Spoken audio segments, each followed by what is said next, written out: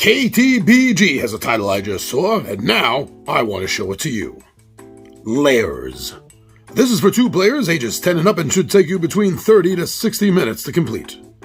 You've worked hard to earn your spot in the Adventurers Guild, but one last obstacle remains. You must square off with a cunning rival guild, hopeful in an exam of precarious paths that will test your skills at building devious dungeons and exploring one. To pass, you have to complete the tricky labyrinth your opponent has created, full of dead ends, traps, enchanted monsters, and if you can find it, valuable treasure. You enter their dungeon with your own set of skills, and over the course of this challenge, you'll grow as an adventurer. Will it be enough to map the right path, defeat the monsters in your way, and escape with the most valuable collection of treasure? Your spot in the Adventurers Guild depends on it. Lairs is a 2-player game for ages 10 and up that plays in about 35 minutes. Players begin with a set of walls, traps, treasures, and monsters, then use them to create a challenging catacomb for their opponent to explore while at the same time attempting to navigate their opponent's dungeon using guile, deduction, and a little bit of luck. The stakes are high. Only one player can make it into the guild. A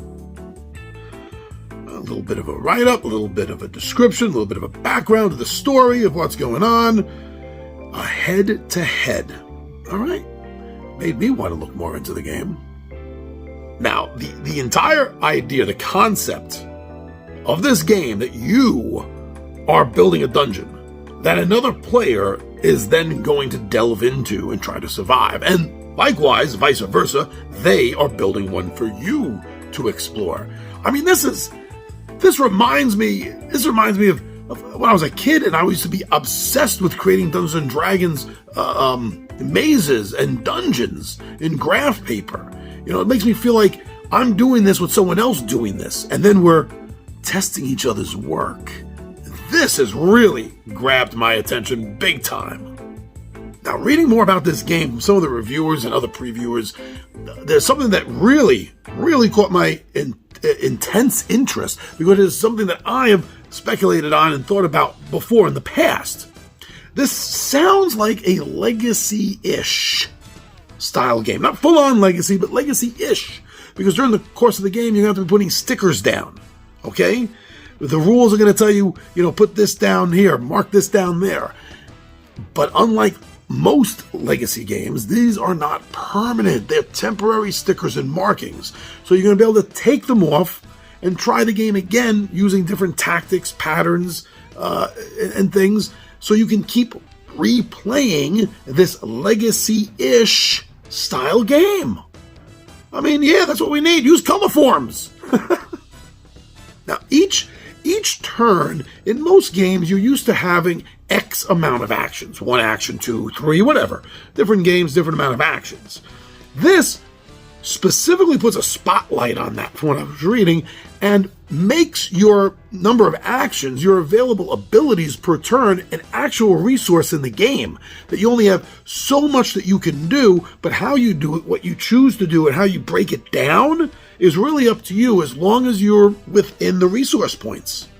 That sounds like a really nice strategy thing to add into the game. Nice little mechanic that I don't really see too often.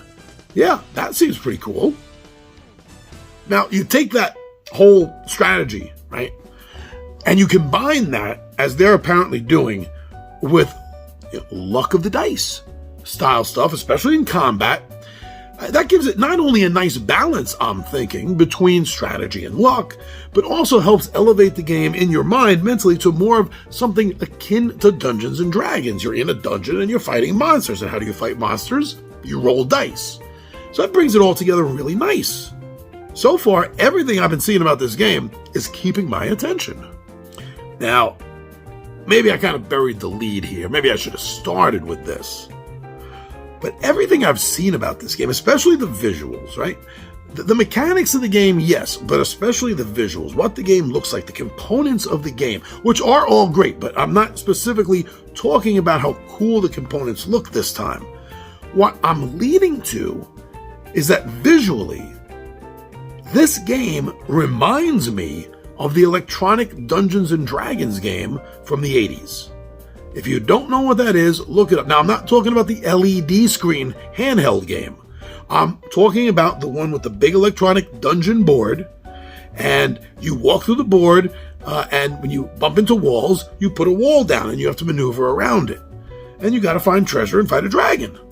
Looking at Lairs is literally making me think of the old electronic Dungeons and Dragons game. And that brings a huge amount of happiness to me. I had that game when it originally came out. I loved that game. So to see this visually appealing game, reminds me of that so much. It's adding another level onto my interest in this game, and that's the level of nostalgia. And this game has no nostalgia to it. It's brand new. But because of it looking like the Dungeons and Dragons electronic game, it is causing sort of faux nostalgia in me. That's cool. I'm cool with that.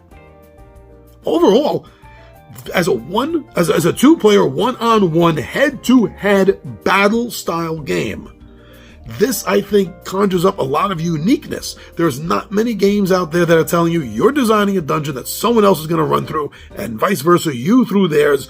Go! It brings it to a different level that we haven't normally experienced. I say we, I'm not talking about the figurative me. I mean the board gaming community.